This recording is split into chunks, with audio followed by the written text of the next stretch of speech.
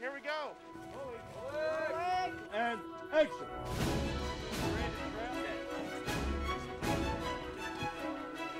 I'm a sucker for animal movies. All right, team, last action season.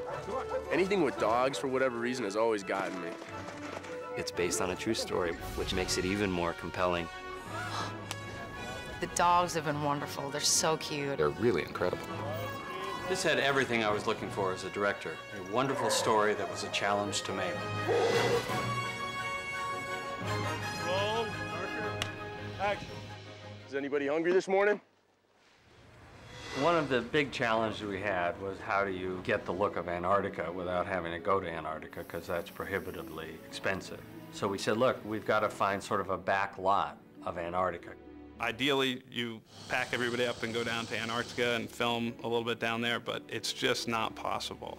The key to finding this location was there couldn't be any trees. So when we found this little town about 800 miles north of Vancouver called Smithers, what we found was a plateau that was right at the top of a ski resort. And it was perfect.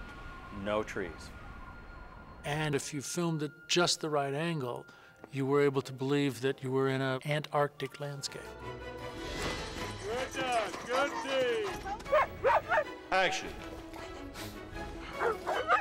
Bring the dogs back to number one. As soon as they're in position, we roll. All right, official introductions. On lead, we got my best girl, Maya. Good. Next to her, we got the granddaddy of the bunch. That's old Jack. His real name is Apache. He's about 5 years old, and he's a very sweet, sweet boy. Back here, the white one. This is Shorty. Shorty was just a rebel. The dogs are supposed to be walking and tired and everything. He'd just go bounding along. And next to him is the pup of the bunch. That's Max. He's got the right stuff. I expect big things out of him. This is DJ, and he's playing Max. He's the youngest. He's has the least seniority. And right here, we got the twins. This is Truman. Truman here took a bite out of Dewey a couple years ago. You notice the scar above Dewey's left eye? Well, they've been buddies ever since. This is Sitka, and Sitka plays Truman. And then back here, last but not least, we got the two Malamutes. The gray one, Shadow, and the red one is his buddy. All brawn and absolutely no brain. Good. We spent several weeks traveling all over Canada, the United States, finding dogs to be in the film. DJ, look. We find them through breeders and people that train sled dogs. We also found a lot of dogs actually at animal rescues and things like that. And some of the shadow dogs, for example, came from an Alaskan Malamute rescue in Tennessee. So the dogs really come from all over. Dealing with the different personalities there has been pretty fun too. You know, for every dog that we have in a movie, there's 8 all in all. Each one of them has at least 3 doubles. We only need 1 shadow, but I need 2 Maxes. Generally, we have one dog that is what we call the lead dog. He's the most highly trained, he's the hero look, and he does most of the work. We also have a backup dog. So for example, if we have a shot where they have to run a long, long distance, many, many times, we'll use one of the backup dogs so that the character dog is fresh. We also have dogs that are dedicated to just sledding. We do a lot of dog sledding in this movie. I love every opportunity they give me to jump on that sled and run it wide open with the dogs through the shot. Their love of pulling is phenomenal. They get so excited when they see the harnesses coming out. And they can get going up to 40 miles an hour.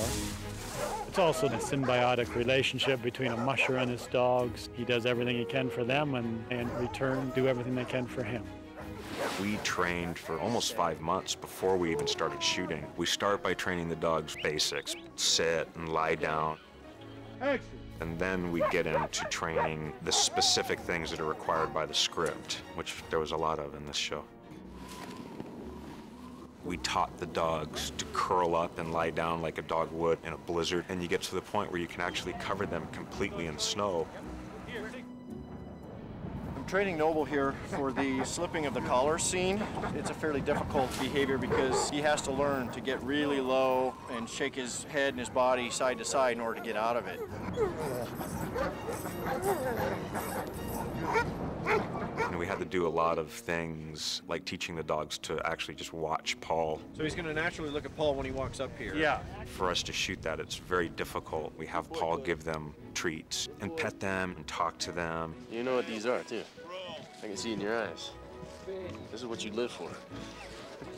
When you go in to pet them, it's almost as if you have to ask for permission. You know, you have to really show your hand and make slow movements. I want a kiss. Right here. These dogs, they're working dogs. And I don't want people to think that the work that they're doing, that it's strenuous or something they don't enjoy doing, because quite the contrary, the dogs absolutely love their work. That's what they live to do. That's what they've been bred to do. You see these dogs, like just a single of a dog coming up to the top of a rise, and their eyes, the huskies and the Malamutes, their eyes are just riveting, because they're these iridescent blue, unblinking, utterly focused creatures. They were amazing to work with. There's some pretty good actors. I was pretty envious, actually. I'm not trying to steal your shot. Accuses me of getting all the screen time. Only marker. Very nice, baby. Well, here we are, just another day at the office. I find one of the most interesting things about making movies is figuring out how to do it with smoke and mirrors.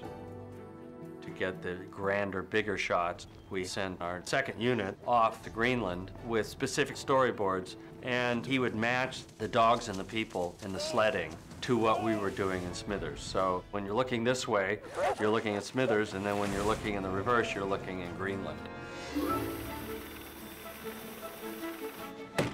And back in Canada, the setup on the mountain was quite impressive, because when you think about what we had to do every day, it's kind of mind-boggling.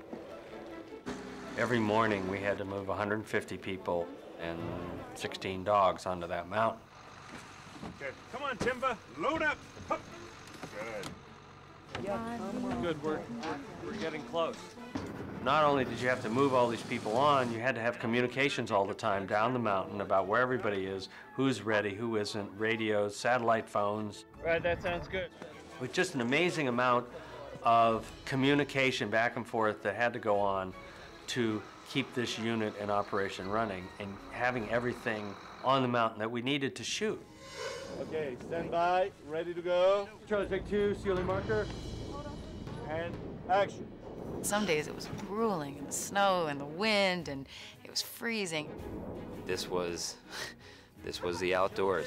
And action. We had challenges every day because of the weather. The weather would change in 10 minutes. Boy, it dropped, didn't it? Yeah, it dropped quick.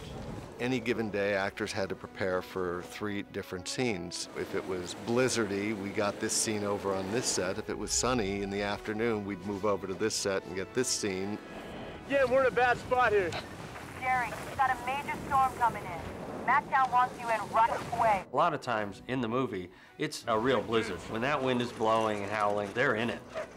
There were a few days there where we saw 30 below with wind chill, maybe a little colder. The order will be Shadow, Truman, Shorty, Dewey, Max. Scratcher, and then he goes down and dig. No, we got it.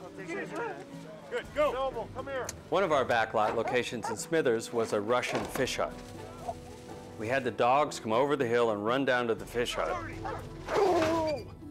And then we sent the fish hut to Greenland. And I did little sketches for the second unit director, who then matched into the footage that we had shot in Smithers, Canada, and those were shot in Greenland, with big, giant icebergs in the background. It matched up perfectly, and it all looked like it was in the same place. Okay, here we go. Keep glancing at him. Never take your eye off of him. She's coming to you, Doc. She's coming to you.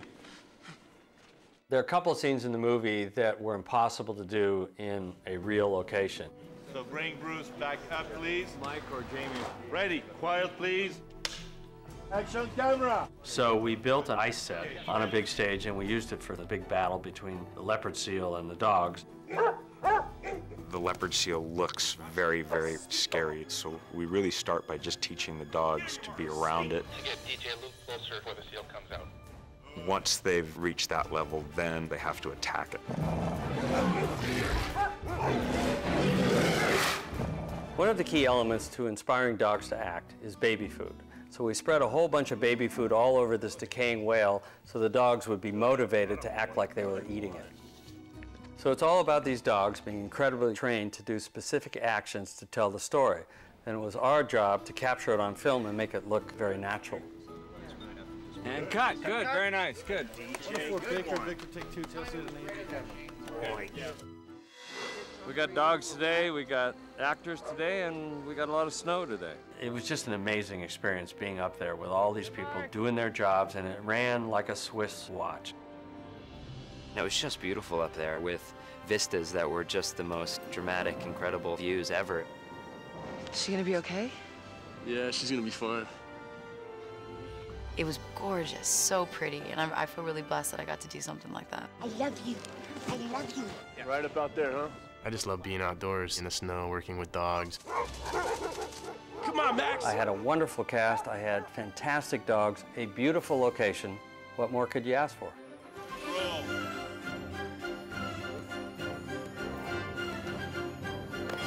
And cut, print, great.